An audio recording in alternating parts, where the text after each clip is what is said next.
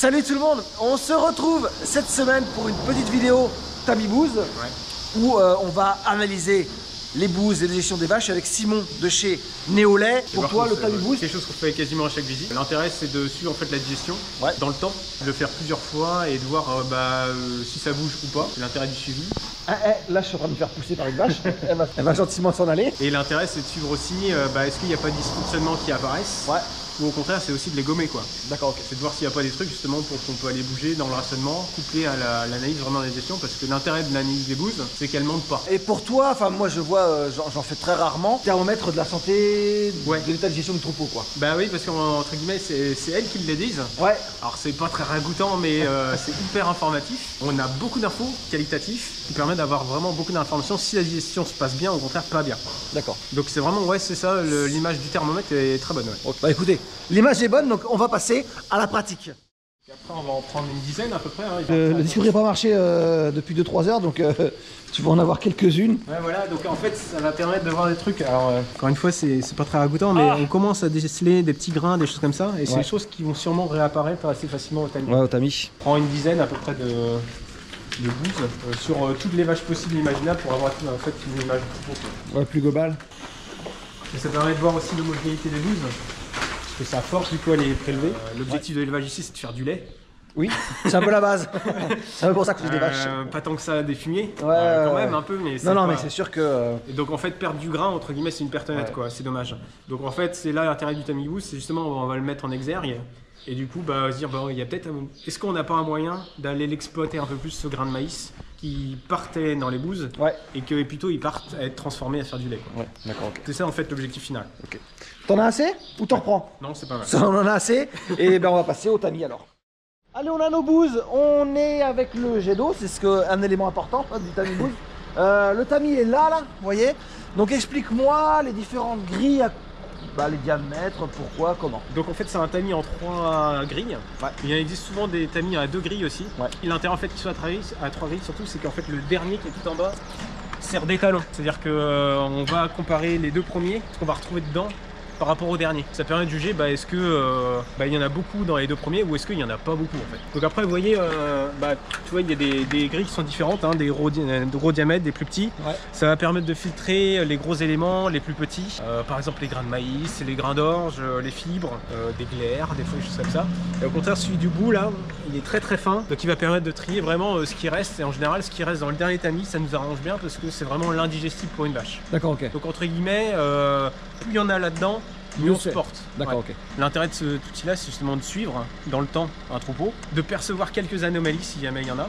C'est par exemple vachement utile quand on fait les transitions silo, parce que c'est toujours un petit peu rocambolesque. Donc c'est intérêt justement des fois de caler un peu le truc. Et l'intérêt de ça, c'est vraiment que ça ne ment pas. D'accord. C'est vraiment l'image de la digestion de la vache. Et donc après on va retrouver des choses qui peuvent nous intéresser. Des exemples types, c'est des fois quand on trouve plein de fibres. Ça peut être soit d'une fibre qui est trop dure de base, soit c'est parce que la flore qu'il y a dans le rumen qui digère la fibre est pas en bonne condition. Soit il peut y avoir de l'acidose, elle a pas assez à manger. Cette flore là elle aime bien notamment l'azote soluble et les sucres. S'il n'y en a pas assez, si on trouve beaucoup de fibres on peut en rajouter pour aller gagner un peu là-dessus. L'autre truc type ça peut être beaucoup de grains. D'accord. Déjà la première question c'est quoi comme grain? Parce que si c'est du grain de maïs ou du grain d'orge, c'est pas tout à fait la même chose. Ça peut être aussi les deux. Donc souvent c'est des problèmes déjà d'éclatement, donc là qui sont insuffisants. Donc en général l'opération, c'est pas moi qui l'a fait, c'est l'ensileuse. Ça peut être aussi simplement la flore qui dégrade les grains, elle a pas assez en fait de... Pareil, elle fonctionne pas suffisamment bien, que peut-être une manque d'azote, c'est un cas assez fréquent. Ou au contraire, est-ce qu'elle a pas le temps de faire son travail. L'image que j'ai tendance à utiliser, c'est le serveur qui vous enlève l'assiette alors que vous n'avez pas fini de manger. Ouais, d'accord, ok. Ça passe trop vite. C'est une bonne image. Et donc souvent on régule un peu le transit. On essaye de faire un peu différemment pour que le transit se calme et que les bactéries ont le temps de faire leur boulot. Et en fait après on a, ce que j'ai résumé là, en fait simplement on a une grille de lecture et puis c'est exactement ce que je disais. Donc en fait en fonction des différents tamis, on arrive à savoir est-ce que c'est pas un manque d'azote, c'est des fourrages qui sont pas un peu trop durs. Ça peut être aussi des mycotoxines. Les mycotoxines dans les fourrages, ça empêche les bactéries de faire leur boulot. Donc c'est aussi plein de trucs comme ça. Et en fait en fonction de ce qu'on retrouve, on peut se dire est-ce que ça peut être ça, ça, ça ou ça. Et en fait après ça va se coupler au rationnement. Et justement ça fait 2 grilles de lecture. On a la ration qui est ingérée. On a fait les analyses, etc. On a déjà une bonne vision de ce qui est mangé.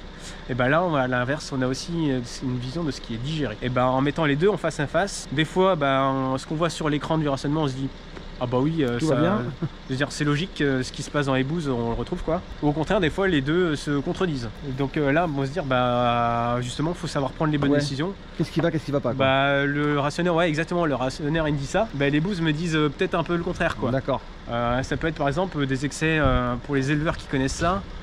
Des fois, le rationneur dit il y a largement assez d'azote et en fait, le taux d'urée du lait est plutôt bas. Ouais. Il y a un révéleur d'azote dans le métabolisme de la vache. Et on retrouve par exemple beaucoup de fibres dans les bouses. On pourrait se dire, j'en mettrais bien un peu plus de l'azote. Ouais, d'accord, ok. Mais le rationneur dit exactement le contraire. Ouais. En général, 2 voix contre une, on met quand même de l'azote. Ça peut être des choses comme ça. La dernière fois qu'on a fait ça, d'ailleurs chez toi, on a repris du lait. Oui, un petit peu, ouais. Donc, voilà.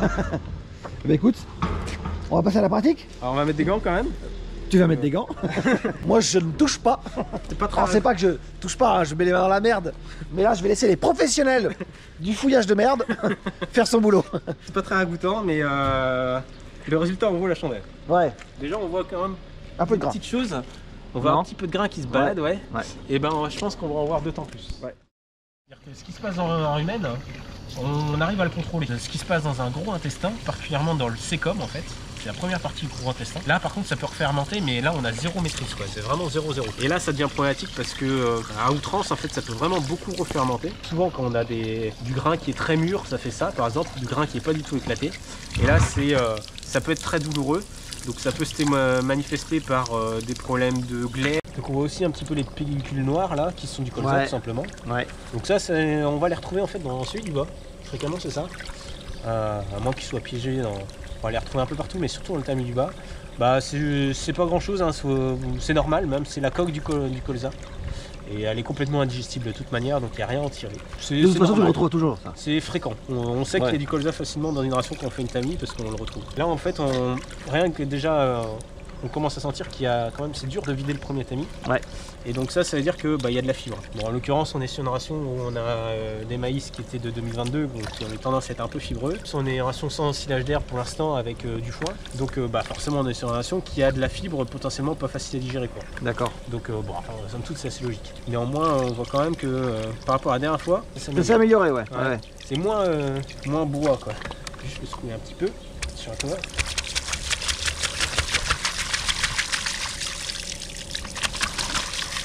On va vider le dernier tamis dessous. Hop, je vais vider ça. Donc tu vides bien toute la bouse que tu as prise. Hein. Ouais, ou dans la ça dépend, mais dans la mesure possible, de toute façon, il faut qu'elle soit mélangée. Parce qu'on a pris 10 bousses différentes, en fait, il faut les mélanger. C'est logique. Ouais. Faut pas sélectionner les meilleurs. Donc là, on commence quand même à voir bien les grains de maïs. Hein. Ouais. On commence à bien apparaître. On commence à voir aussi au travers que dans le tamis du milieu, il n'y a pas l'air d'avoir grand chose pour l'instant. Non, il a l'air assez vide. Donc ça peut être signe que il y a peut-être encore. Il y a à gratter quoi. Il y a moyen d'aller gratter. Alors la fibre qu'on va retrouver naturellement, ça va être du foin et du maïs. Hein. Donc c'est peut-être qu'on a peut-être moyen d'aller extirper encore du potentiel du maïs. Quoi. Allez, on a. Donc là, t'as fini de passer l'eau, c'est bon? C'est bon, ouais. Donc qu'est-ce qu'on voit? Qu'est-ce que tu vois dans le tamis bouse? Et en fait, ce qu'on regarde, c'est. Donc là, il reste encore un petit peu d'eau. Donc en fait, ce tamis-là, plus il y en a dedans, mieux c'est. D'accord. C'est vraiment tout ce qui est indigestible, donc on retrouve beaucoup les coques noires là, des choses comme ça. C'est du colza. Ou ça, on peut rien en faire, donc c'est très bien. Donc après, ce qu'on fait, c'est deux choses, comme je vous disais, c'est on regarde le contenu et on regarde aussi les proportions relatives de chacun. Donc celui-ci, c'est notre étalon. Ouais. Et on essaye, c'est très visuel parce qu'on pourrait le peser dans l'absolu, mais déjà avec ça, on a déjà beaucoup d'informations. Le grand objectif, c'est d'avoir grosso modo au moins 50% du volume de manière visuelle là-dedans. D'accord. C'est pas facile et c'est rarement le cas. D'accord. Mais on peut quand même optimiser. Et après, en fait, sur les deux autres tamis, on essaye d'avoir à peu près moitié-moitié entre les deux. Ah oui, d'accord, ok. Bon. Donc là, justement, c'est là où en fait on se rend compte de ça, à quel point c'est intéressant. Ouais. Là, ce qu'on voit justement en termes de contenu, c'est qu'on retrouve beaucoup de fibres. Oui. Et on retrouve aussi beaucoup de grains. Ouais. Donc on retrouve du grain de maïs là qui était éclaté, hein, mais qui n'a pas été complètement digéré. Alors là, il y a quelques coques, mais il y a encore un peu d'amidon dedans, quoi. Donc ça veut dire qu'il y a quand même peut-être un peu d'énergie encore à échapper. Et comment dire, on peut retrouver surtout là de la fibre. C'est un indice, mais on voit quand même pas mal de grains, quoi. Donc il y a moyen d'aller gratter. Il y a du potentiel, quoi. Il y a du potentiel. Ouais. Le deuxième truc, c'est dans ce tamis-là, en général, on retrouve des particules qui sont beaucoup plus petites. Ouais. Et c'est là que c'est aussi intéressant. En fait, c'est pas facile à voir à l'œil nu, mais on retrouve aussi des bouts de grains d'orge. retrouve un petit peu des grains d'orge comme ça, là, c'est des toutes petites coques, hein. Ouais. Mais dedans il y a encore de l'amidon. Et donc là j'ai pris que quelques bouses, mais c'est-à-dire que démultiplié par le nombre de vaches, bah, ça fait quand même un petit peu de perte malheureusement. Donc des fois on peut aller gratter là-dessus. Et le dernier truc qu'on peut retrouver là, alors là c'est pas facile à voir à l'œil nu, il y a un tout petit peu. La dernière fois qu'on avait fait un tamis, on avait vu beaucoup plus, Oui. c'est des glaires. Oui.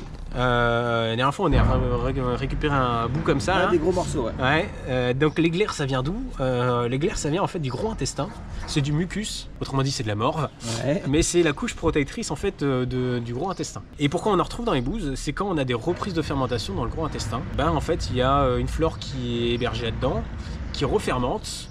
Et parce qu'elle refermente, elle reproduit de l'acide et puis ça peut, en excès, fragiliser en fait l'intestin. Et ça, c'est douloureux pour une vache et c'est pas très productif. Elle en fera jamais du lait. Pourquoi ça survient? C'est souvent quand on a, soit parce qu'il y a beaucoup de transit, donc en fait il y a des éléments qui sont passés directement ou très facilement, très rapidement de la bouche à l'intestin. Soit aussi parce que des fois, c'est très dur à digérer de base dans le rumen de la vache. Dans son intestin aussi, ce qui fait que d'arriver dans son gros intestin, il y a encore beaucoup trop de nutriments, parce que c'était dur à digérer. C'est le cas notamment de certains amidons qui sont assez complexes. Là en l'occurrence, la dernière fois on avait beaucoup plus, là c'est-à-dire que ça s'est un petit peu amélioré. Ouais. Donc c'est aussi que c'est plus supportable pour les vaches. C'est plutôt un point positif. Ouais, c'est un très bon point positif. C'est un très bon point.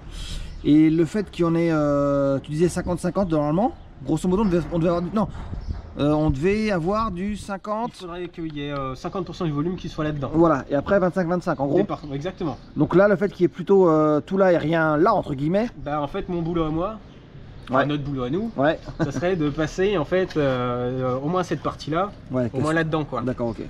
Donc le défi c'est maintenant, je sais que au niveau digestion de la fibre, il y a du mieux à faire.